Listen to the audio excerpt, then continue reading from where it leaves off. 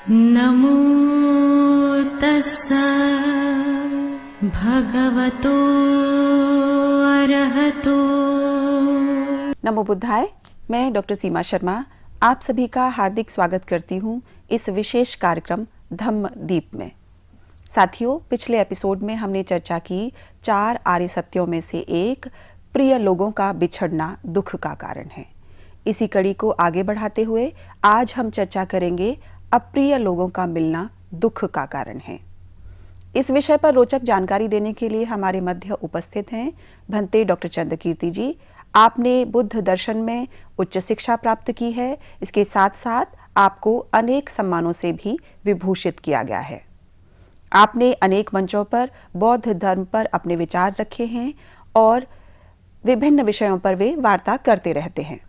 तो हम स्वागत करते हैं भंते डॉक्टर चंद्रकीर्ति जी का। भंते जी, इस विशेष कार्यक्रम धम्मदीप में आपका स्वागत है। बहुत बहुत धन्यवाद। भंते जी, हमारा कार्यक्रम जैसे जैसे आगे बढ़ रहा है वैसे ही हमें दर्शकों की बड़ी उत्साहजनक प्रतिक्रियाएं भी प्राप्त हो रही हैं। उनके प्रश्न मिल रहे हैं, उनके प्रशंसात्मक संदेश हमें प्राप्त हो रहे हैं, इसके साथ साथ उनके सुझाव भी हमें मिल रहे हैं। हमारे पास प्रश्न बहुत अधिक हैं, किंतु हम सभी प्रश्नों को तो यहाँ नहीं ले सकेंगे क्योंकि हमारी समय की एक सीमा है। इसीलिए मैं कुछ चयनित प्रश्नों को आपके समक्ष रख रही हूँ। उसमें से मेरा प्रथम प्रश्न आपसे यह है, तथागत गौतम बुद्ध ने महाप्रजापति गौतमी को कौन सी देशना प्रदान की? नमो तस्सा भगवतो अरहतो सम्मा सम्बुद्धस्सा। नमो तस्सा भगवतो अरहतो सम्मा सम्बुद्धस्सा। नमो तस्सा भगवतो अरहतो सम्मा सम्बुद्धस्सा। बहुत बहुत धन्यवाद सीमा जी, आपने दर्शक के बड़े अच्छे प्रश्न को आपने उपस्थित किया है और यह जानकर भी बड़ी प्रसन्नता होगी कि तथागत गौतम बुद्ध ने महाप्रजापति गौतमी को कौन सी देशना दी थी। जैसे कि हम जानते हैं कि महाप्रजापति गौतमी सिद्धार्थ की माता थी और बचपन में उन्होंने उनका बड़ा पालन पोषण किया था। जब महामाया की मृत्यु हो जाती है उसके बाद पूरी जिम्मेदारी महाप्रजापति गौतमी के पास आती है और महाप्रजापति गौतमी सिद्धार्थ गौतम का बचपन में बड़ी अच्छी तरह से सेवा करती है। लेकिन हमने देखा कि उन्होंने जिस बालक की सेवा की वह बालक आगे चलकर बुद्ध बन जाते हैं और बुद्ध बनने के बाद में जब वो सबको देशना देते हैं, मानव कल्याण के लिए उपदेश देते रहते हैं, तो महाप्रजापति गौतमी को भी लगता था कि मैंने इनका पालन पोषण किया है, अपने हाथ से दूध पिलाया है, तो तथागत ने मुझे वो देशना देनी चाहिए जिससे मैं बाकी लोगों की तरह भी उच्च और श्रेष्ठ अवस्था को प्राप्त कर सकूं। तब ऐसे समय में तथागत गौतम बुद्ध ने महाप्रजापति गौतमी को अभिधम्म की देशना दी थी। अभिधम्म का मतलब होता है तथागत गौतम बुद्ध के दार्शनिक विचार, जिसमें तथागत ने निर्वाण के बारे में बताया, जिसमें उन्होंने चित्त के बारे में बताया, जिन्होंने चैतसिक के बारे में बताया, उन्होंने रूप के बारे में बताया कि हमारा जीवन यह मन काया वाचा और निर्वाण कैसे मनुष्य प्राप्त कर सकेगा। इस पर उन्होंने ज़्यादातर उन्हें बताने की कोशिश की। हम जानते हैं कि जब महाप्रजापति गौतमी ने इसका एहसास किया, तथागत गौतम बुद्ध ने जब अभिधम्म की देशना दी, तो उन्हें जब एहसास हुआ कि ये तो बड़ी उच्च और श्रेष्ठ शिक्षाएं हैं, क्या मैं इसे जीवन काल में इसे प्राप्त कर सकती हूँ। तो हम देखते हैं कि महाप्रजापति गौतमी ने अभिधम्म की देशना सुनकर उनका चित्त बड़ा परिवर्तित हो गया और हम जानते कि वो भिक्खुनी भी बनी थी। वो सबसे पहली भिक्खुनी है भिक्खुनी संघ की, जिन्होंने भिक्खुनी बन करके उन्होंने धम्म का अभ्यास किया। तथागत गौतम बुद्ध के उपदेशों को बड़ी ध्यानपूर्वक सुन करके अपने जीवन काल में अंगीकार किया और जब अंगीकार किया तो हम जानते हैं कि वह एक श्रेष्ठ अवस्था को प्राप्त हो जाती है, अरहत बन जाती है। और तथागत गौतम बुद्ध की देशना, जिसे हम अभिधम्म कहते हैं, यह एक तथागत गौतम बुद्ध के वह दार्शनिक विचार जो मानव कल्याण के लिए बहुत ही महत्वपूर्ण है, उन्होंने उस पर देशना देकर बताने की कोशिश की।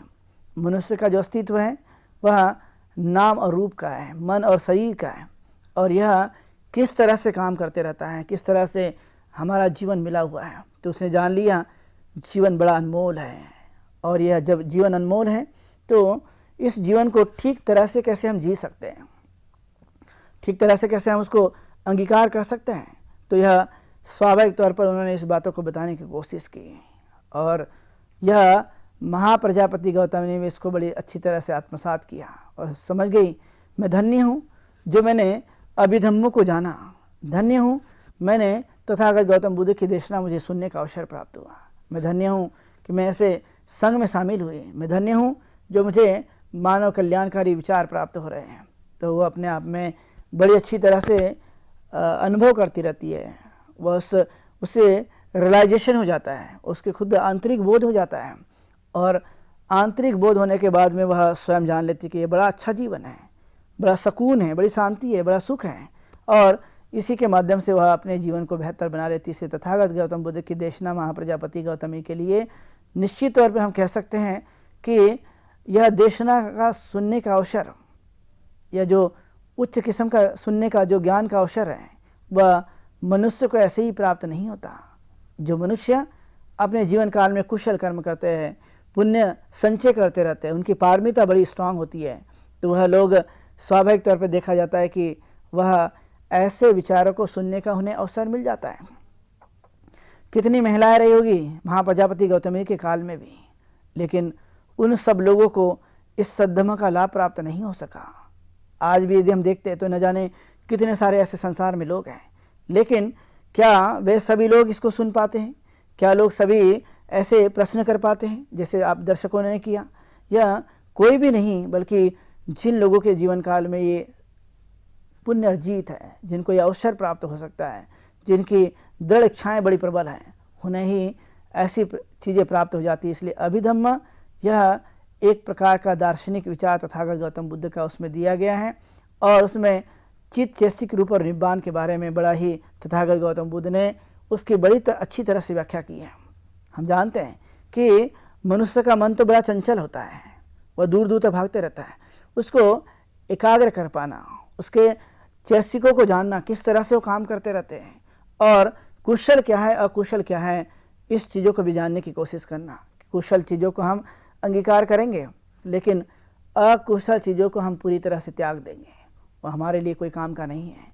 इसलिए तथागत गौतम बुद्ध की यह देशना, जो कि बहुत ही उपयोगी है, उस समय थी और अभी वर्तमान में भी है और भविष्य में भी रहने की पूरी संभावना है। इसलिए अभिधम्म जो मानव के जीवन के लिए वह ऐसी चीज़ें सिखाता है जो हमारे जीवन से जुड़ी हुई है। शरीर हमारे पास है, मन भी हमारे पास है, तो जैसे चंचल मन को बुद्धिमान आदमी तो ठीक कर सकता है जब वो मन की प्रक्रिया को जानता है। इसलिए तथागत ने कहा कि मन का अभ्यास वर्तमान में उसे रखने के लिए कीजिए। तो जो अनेक प्रकार की महाप्रजापति गौतमी के चित्त में अनेक बातें उत्पन्न होते रहती थी, तृष्णा थी, अटैचमेंट था, लालच भी था, मोह भी था, द्वेष भी था, अनेक प्रकार की ऐसी चीज़ें थी। लेकिन तथागत ने कहा लोभ और द्वेष और मोह को पूरी तरह से काट दो और अपने चित्त को निर्मल बना दो, और जब चित्त निर्मल बन जाएगा तो हम श्रेष्ठ अवस्था को प्राप्त कर लेंगे। इसलिए तथागत गौतम बुद्ध ने यह बहुत ही महत्वपूर्ण और श्रेष्ठ यह विचार महाप्रजापति गौतमी को बता दिए। इसलिए तथागत की देशना महाप्रजापति के लिए अभिधम्म की देशना है, और इसलिए प्यारे दर्शकों, हमें भी यह महाप्रजापति की तरह जानते हुए तथागत गौतम बुद्ध के उपदेशों को हमें भी श्रेष्ठ अवस्था प्राप्त करने के लिए कहीं ना कहीं उनके विचार हमारे लिए सहायक बन सकते हैं। इसलिए हम लोभ, द्वेष और मोह से ऊपर उठकर मानव कल्याण के लिए, अपने सुख के लिए, अपने शांति के लिए उसका अभ्यास करना अत्यंत ज़रूरी है। और इसलिए मैं आप लोगों का बहुत बहुत धन्यवाद देना चाहूँगा कि आपने बहुत ही सुंदर और बहुत ही मनुष्य के लिए उपयोगी ऐसे प्रश्नों को आपने करने की कोशिश की। मैंने आप लोगों को महाप्रजापति को दी गई देशना तथागत गौतम बुद्ध की मैंने आप लोगों को बताया, तो आपने सब लोगों ने सुना, तो मैं आप लोगों को बहुत बहुत धन्यवाद देता हूँ। बंते जी, आपका बहुत बहुत धन्यवाद। आपने महाप्रजापति गौतमी के देशना के विषय में दर्शकों को महत्वपूर्ण जानकारी प्रदान की। अब मेरा अगला प्रश्न आपसे यह है कि तथागत गौतम बुद्ध ने सेनापति की उपाधि किसे प्रदान की थी? कृपया दर्शकों का मार्गदर्शन कीजिए। बहुत बहुत धन्यवाद सीमा जी, आपके दर्शकों के माध्यम से आपने बहुत ही आवश्यक, दैनिक उपयोगी और यह बात जानने की कोशिश की कि क्या तथागत गौतम बुद्ध ने सेनापति की संज्ञा किसे दी थी, उपाधि किसे दी। हम जानते हैं कि तथागत तो बहुत ही बुद्धिमान और बहुत ही प्रज्ञावान अरहत संबुद्ध थे, सम्यक संबुद्ध थे। और जब उन्होंने देखा कि ऐसे कौन से ऐसे व्यक्ति हैं जो मेरे भिक्खु संघ में, भिक्खु तो बहुत थे उस काल में, बड़ी संख्या में थे, लेकिन उन्होंने सेनापति की उपाधि, जो तथागत गौतम बुद्ध के बड़े अग्र श्रावक और बहुत ही बुद्धिमान, विनय में बहुत पक्के, जानकार और जल्दी ही समझने वाले और दूसरों को मार्ग दिखाने वाले, उनका नाम है सारिपुत्र मोगलायन। ऐसे उस काल के दो बड़े ही ऐसे भिक्खु थे जो जानकार थे, समझदार थे, अभ्यास करते थे, विनय का पालन करते थे और अपने चित्त को इन सभी अशुद्धियों से ऊपर कर लिए थे। तथागत ने देखा कि ये तो बड़े बुद्धिमान हैं और इन्हें कुछ न कुछ अच्छी जिम्मेदारी देनी चाहिए। जिम्मेदारी का मतलब है कि उनके योग्यता को देखकर तथागत गौतम बुद्ध ने सारिपुत्र और मोगलायन को उन्होंने सेनापति की संज्ञा दी। इसलिए आज संसार में मोगलायन और सारिपुत्र को लोग सेनापति के रूप में जानते हैं, अग्र श्रावक के रूप में जानते हैं, जो तथागत गौतम बुद्ध को उस काल में मिले थे। और इस तरह से हम देखते हैं कि यह एक कल्याणकारी विचार तथागत गौतम बुद्ध के काल में उन लोगों ने अंगीकार किया था, वह सारिपुत्र और मोगलायन बड़े धन्य लोग हैं ये, जिन्होंने तथागत गौतम बुद्ध के द्वारा यह सेनापति की उपाधि प्राप्त की। तथागत किसी को भी जल्दी से कोई उपाधि नहीं दिया करते थे, छानबीन करके, जान करके, समझ करके कि यह योग्य हैं, और ऐसे योग्य को स्वाभाविक तौर पे उनका परिचय करा कर देना, उन्हें और भी बाकी भिक्खु संघ यह जान सके कि हमें भी उनकी तरह बनना है। इसे तथागत गौतम बुद्ध ने अपने समय काल में इन दो लोगों को, जो कि बहुत ही अग्र श्रावक और बड़े श्रेष्ठ जीवन जीने वाले थे, मोगलायन और सारिपुत्र, उन्हें सेनापति की उपाधि से नवाजा गया, जो कि रात दिन धर्म के प्रचार प्रसार में लगे रहते थे। और तथागत ने अपने मुख बिंदु से जो कहा था, हमने देखा कि एक बार सारिपुत्र ने यह पुनर्जन्म को समझाते हुए भिक्खुनी खेमा को बताने की कोशिश की, तो देखा गया तथागत ने जो बताया था पुनर्जन्म के बारे में, वही सारिपुत्र ने भी खेमा को बताया था। और इसलिए हम जानते कि उनका ज्ञान बड़ा ही उच्च किस्म का ज्ञान था, ऊंचे दर्जे का था।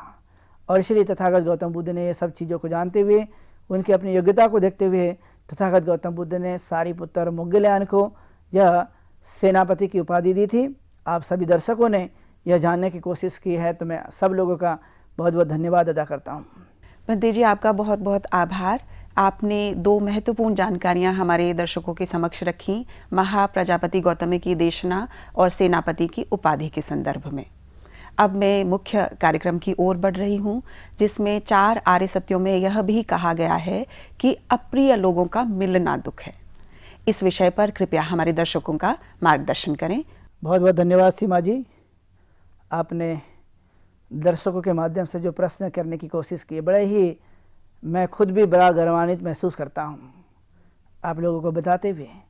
आपने बड़ा अच्छा प्रश्न किया। प्रश्न है अप्रिय लोगों का मिलना।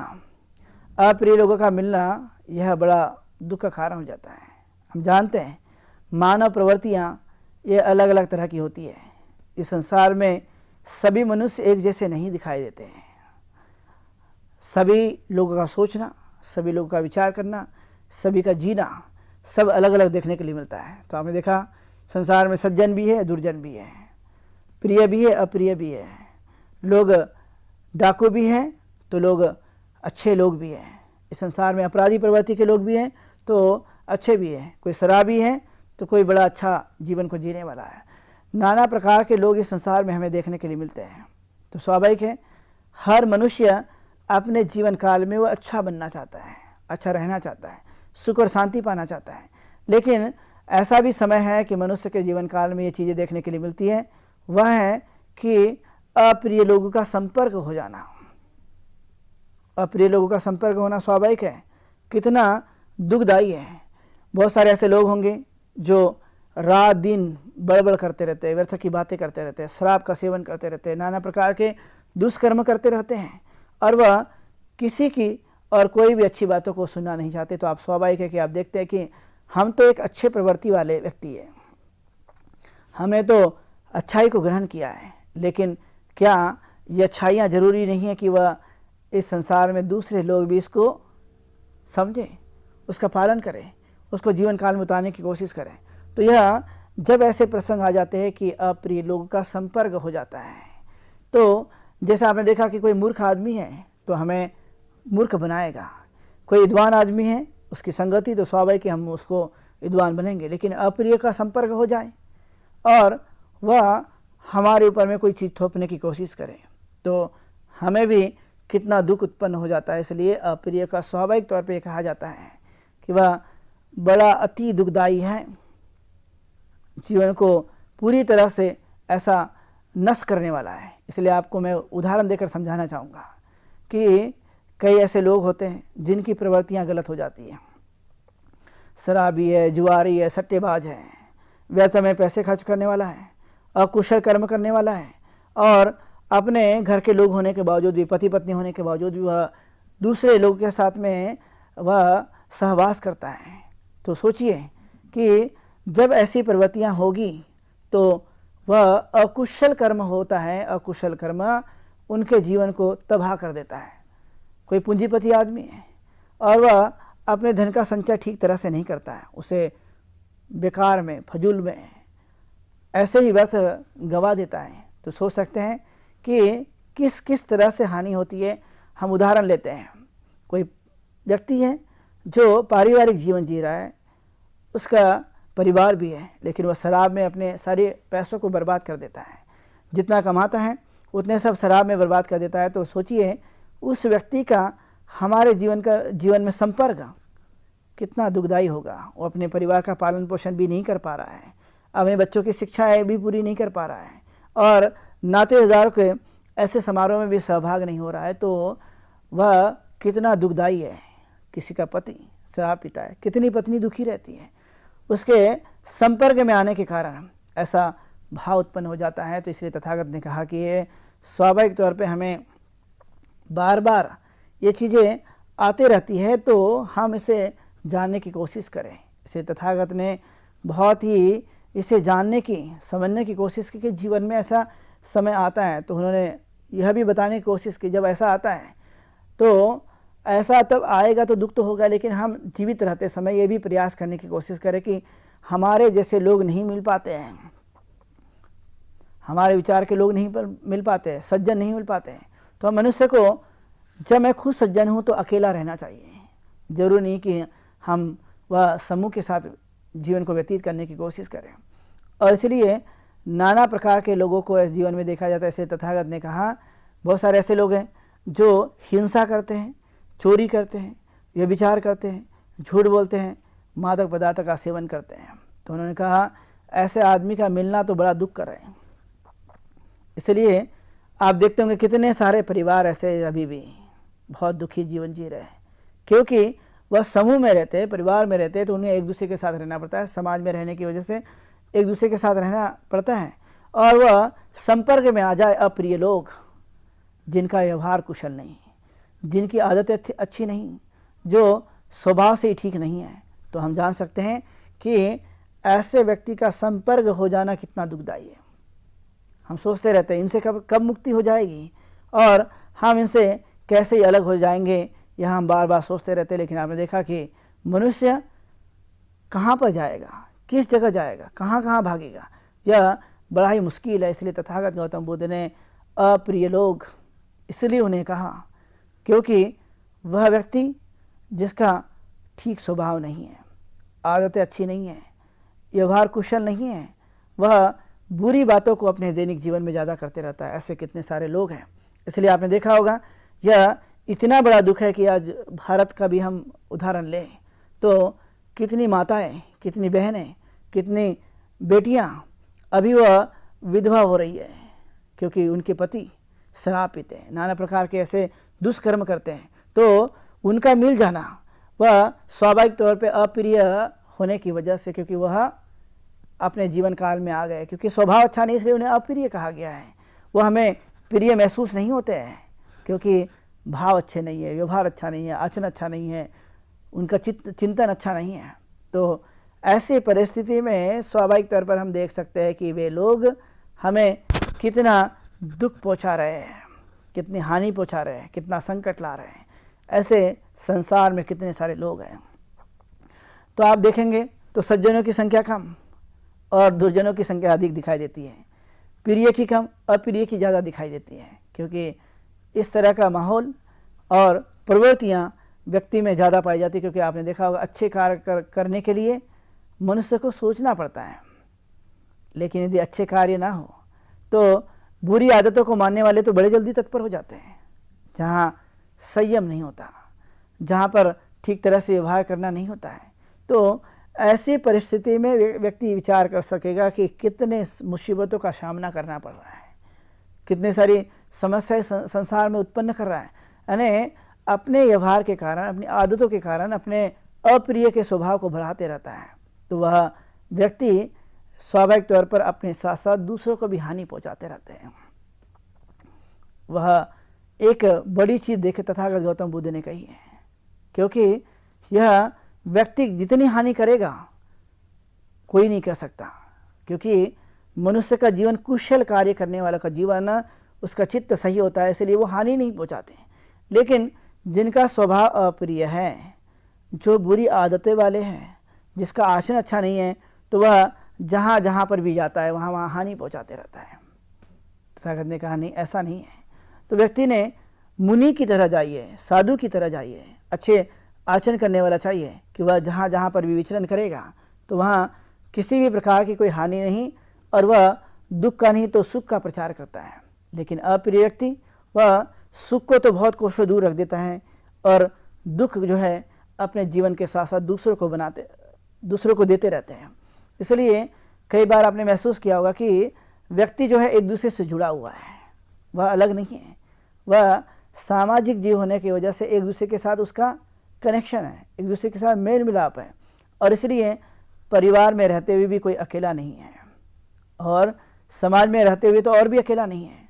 हम व्यक्ति के एक दूसरे के साथ जीवन यापन करते रहते हैं। इसलिए मानव समूह में यह बात देखी जाती है कि अप्रिय स्वभाव हमेशा दुखदायी होता है, और अच्छा स्वभाव मनुष्य के लिए सदैव ही सुखदायी बना रहता है। इसलिए जो व्यक्ति चुगलखोर है, जो एक दूसरे में फूट डालता है, जो क्रोधी है, जो लालची है, जो स्वभाव से ही स्वार्थी है, तथागत कहते हैं ये अप्रिय लोग हैं। और जब ये अप्रिय लोग हैं, जैसे आपने देखा स्वार्थी आदमी अपने बारे में सोचता है, तो वह दूसरों का कल्याण नहीं कर सकता, उसका साथ सदैव दुखदायी होगा। यदि वो क्रोधी है, क्रोध करता होगा, तो स्वाभाविक तौर पे वो तकलीफ पहुंचाते रहता है। इसलिए आपने देखा क्रोध का स्वभाव कैसा है कि हम स्वयं तो क्रोधी होंगे, लेकिन उसका असर दूसरों पे भी डालते हैं। यदि वह ऐसा व्यक्ति होगा जो चुगली कर देता है, फूट डाल देता है, अच्छे कामों में भी बाधा उत्पन्न कर देता है, तो यह सब प्रवृत्ति वाला जो व्यक्ति है वह अप्रिय प्रवृत्ति जो मनुष्य के जीवन काल में कितनी सारी दुख लाते रहते हैं। कई बार आपने देखा होगा, महसूस किया होगा, लोग चुगली कर देते हैं तो जैसी बातें नहीं है वैसी वो करना शुरू कर देते, तो आपस में दोस्ती में भी खटास आ जाता है, अच्छे व्यवहार में भी वह कहीं न कटुता आ जाती है, और यही सबसे बड़ा हानिकारक मनुष्य के जीवन काल में पाया जाता है। इसलिए बुद्ध ने कहा कि इस तरह के व्यवहार वाले व्यक्ति का संपर्क हो जाता है तो स्वाभाविक तौर पे मनुष्य को हानि होती है, दुख होता है, पीड़ाएं होती है, वेदनाएं होती है, मनुष्य बार बार सोचते रहता है। इसलिए आपने महसूस किया होगा कई बार कि जब इन चीज़ों के कारण हमें सब चीज़ें हमें प्रभावित करती है तो आपने देखा चिंता बढ़ जाती है, मनुष्य सोचता बहुत है, और चिंता से आपने देखा दुख होता है। चिंता से मनुष्य की जो बुद्धिमत्ता है वो कम हो जाती है, क्योंकि हम चिंतन करना छोड़ देते हैं, मनन करना छोड़ देते हैं। ऐसे मन पर बुरा प्रभाव होना शुरू हो जाता है। जब मन पे बुरा प्रभाव होता है तो हम अच्छे प्रभाव को तलाश करना बड़ा मुश्किल हो जाता है, और इससे शरीर और मन की दोनों प्रकार की हानि होती रहती है, और न जाने कितना सारा संकट, कितना सारा दुख, कितनी सारी समस्याएं मनुष्य इन कारणों से उत्पन्न करते रहता है। इसलिए तथागत ने कहा कि अप्रिय लोग यह स्वाभाविक तौर पर दुखदायी होते हैं संपर्क होने के बाद। देखा होगा कितने लोग ऐसे हैं जो संसार में हमें ऐसे देखने के लिए मिलते रहते हैं। इसलिए तथागत गौतम बुद्ध का यह कहना अपे ही संपयोगो दुखो, अर्थात यह दुख का कारण बन जाता है। इसलिए दर्शकों, आप लोगों को बताते हुए बड़ा प्रसन्नता हो रही है कि हम अप्रिय लोगों का संपर्क दुखदायी है तो हम प्रिय बने, हम अपने स्वार्थ को दूर करें, लोभ, द्वेष, मोह, क्रोध, ईर्ष्या इत्यादि को हम निकाल कर फेंक दें और चित्त को अच्छा बनाएं, कुशल कर्म करने वाला बने। इससे हम सुख प्राप्त करेंगे। लेकिन यदि नहीं है तो हमें यह तो प्रसंग आता ही है। तथागत गौतम बुद्ध ने वास्तविक चीज़ों को हमें प्रकट करने की कोशिश की, इसलिए आप सब लोगों ने इस विषय को सुना है। मैं आप सब लोगों का बहुत बहुत धन्यवाद करता हूँ। भवतु मंगलम। पंडित जी, आपका बहुत बहुत धन्यवाद। आपने दर्शकों को बहुत ही महत्वपूर्ण जानकारियाँ यहाँ प्रदान की। आपका भी बहुत बहुत धन्यवाद। अब समय हो चुका है कार्यक्रम को यहीं विश्राम देने का, लेकिन इससे पूर्व मैं आपको निश्चित रूप से बताना चाहूँगी कि आपके मन में किसी तरह के प्रश्न हों, जिज्ञासाएं हों या कोई सुझाव आप हमें देना चाहेंगे तो सहृदय आपका स्वागत है। आप हमें अपने सुझाव और अपने प्रश्न इस व्हाट्सएप नंबर पर भेज सकते हैं 9639010109। आप हमें ईमेल भी कर सकते हैं। हमारी ईमेल आईडी है subharatibuddha@gmail.com। तो आशा करती हूँ आप अपने प्रश्नों को, अपनी जिज्ञासाओं को और अपने सुझावों को हम तक भेजते रहेंगे, पहुँचाते रहेंगे और इस कार्यक्रम का हिस्सा बनकर इस कार्यक्रम का और अधिक प्रचार प्रसार करेंगे। तब तक मैं डॉक्टर सीमा शर्मा, भंते डॉक्टर चंद्रकीर्ति जी के साथ आपसे विदा लेती हूँ। कल इसी समय आपके सामने फिर उपस्थित होंगे। नमो बुद्धाय। नमो तस्सा भगवतो अरहतो